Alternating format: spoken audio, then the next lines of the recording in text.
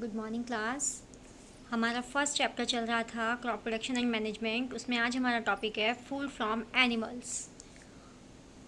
नीचे एक टेबल दी हुई है, make the following table in your notebook and complete it. Table बताना है आपको कि फूड जैसे कि मिल्क, उसके सोर्सेज कौन से हैं।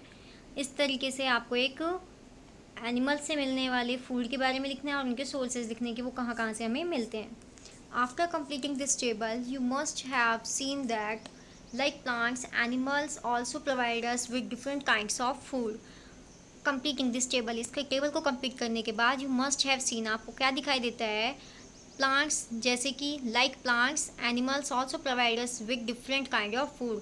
प्लांट्स की तरह ही एनिमल्स भी हमें अलग अलग तरीके का फूड प्रोवाइड करवाते हैं। Many people living in the coastal areas consume fish as a major part of their diet. बहुत सारे पीपल जो कि कोस्टल एरियाज़ में रहते हैं कंज्यूम करते हैं फ़िश को as a major part of their diet, उनकी डाइट के मेजर पार्ट के फॉर्म में। In the previous classes you have learn about the food that we obtain from plants. Previous classes में हम पढ़ चुके हैं कि कौन कौन से फूड हैं जो हमें प्लांट से मिलते हैं। We have just seen that the process of crop production involves some number of steps like selection of seeds, sowing, etc. We have just seen, हम पहले देख चुके हैं the process of crop production, जो crop production की फसल उत्पादन की जो प्रोसेस है involves a number of steps. उसमें बहुत सारे स्टेप्स हैं लाइक सिलेक्शन ऑफ सीड्स, जैसे कि सीड का सिलेक्शन करना यानी बीज को सिलेक्ट करना, सॉइंग उसे बीना बोना etcetera. Similarly, animals reared at home or in farms have to be provided with proper food. इसी तरीके से एनिमल्स जो कि जिन्हें हमने घरों में या फार्म्स में एनिमल पालन किया हुआ है, पशुपालन किया हुआ है, हैव टू बी प्रोवाइडेड, उन्हें प्रोवाइड करवाना पड़ता है with proper food, shelter and care, उन्हें पूरा भोजन, आश्रय यानी कि रहने की जगह, एंड केयर सब कुछ देना पड़ता है। When this is done on a large scale, जब हम इसे ही एक लार्ज स्केल पर कर रहे हैं, it is called animal husbandry. तो इसे हम क्या कहते हैं, एनिमल हस्बेंड्री। अगर हमने एक लार्ज स्केल पर बहुत सारे एनिमल्स को रखा हुआ है, हम उन्हें फूड दे रहे हैं, शेल्टर दे रहे हैं, उनकी केयर कर रहे हैं, तो ये सब क्या कहलाता है, एनिमल हस्बेंड्री कहलाता है। इसे अंडरलाइन कर लीजिएगा। एनिमल्स रियर्ड एट होम और in farms have to be provide with proper food, shelter and care.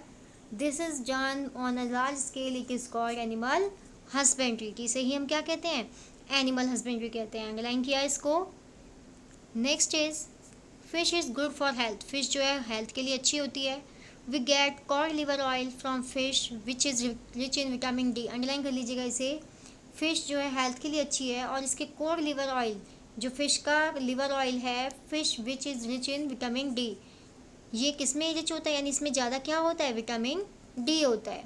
Next is keywords हैं एग्रीकल्चरल प्रैक्टिसेस, एनिमल हस्बेंड्री अभी बता चुकी हूँ, क्रॉप ये भी बता चुकी हूँ कि when same type of plants are grown in a large area it is known as crop. Fertilisers, granaries, fertilisers क्या थे, खाद थे जो केमिकली बेस्ड थे यानी कि इनऑर्गेनिक थे और कहाँ से मिल रहे थे हमें, फैक्ट्रीज से। ग्रेनरीज, ग्रेन्स को स्टोर करके रखने की जगह। हार्वेस्टिंग, फसल को काटना। इरिगेशन, सिंचाई करना। खरीफ जो फसलों के टाइप थे, रबी, खरीफ एंड जायद। मेन्योर क्या था, जो कि हम बना रहे थे, यानी कि ऑर्गेनिक खाद जो हम बना रहे थे खेतों में, फील्ड में, by use of cow dung यानी कि animal wastage and peels of vegetables वगैरह को यूज़ करके जो हम बना रहे थे वो क्या था, मेन्योर। प्लफ यानी कि हल। रबी ये भी फसल का टाइप था। सीड्स बीज। सिलो ये मैंने अभी कल ही पढ़ाया था। Sowing, storage, threshing, weeds, silo, इसकी तो मैंने आपको डेफिनेशन अंडरलाइन करवाई है स्टूडेंट्स। यस और नो, यस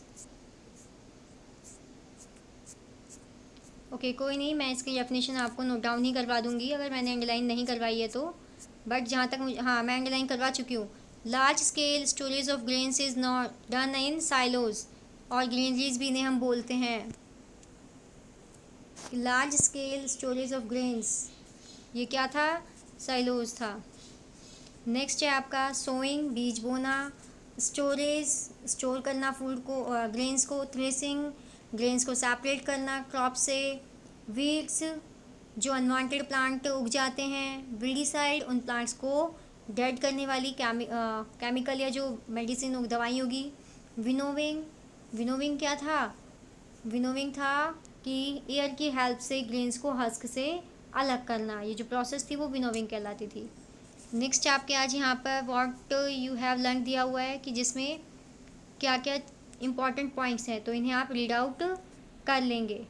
अब एक्सरसाइज जो है इस चैप्टर की वो हम कल करेंगे। आज के लिए इतना ही, और जितना कुछ मैंने इसमें कीवर्ड्स आप लोगों को करने हैं और जो अंडरलाइन करवाई हैं चीज़ें वो भी आपको करनी है, और एक्सरसाइज भी आप करके फिल करके रखेंगे। नेक्स्ट कल इसके एक्सरसाइजेस कंप्लीट करेंगे।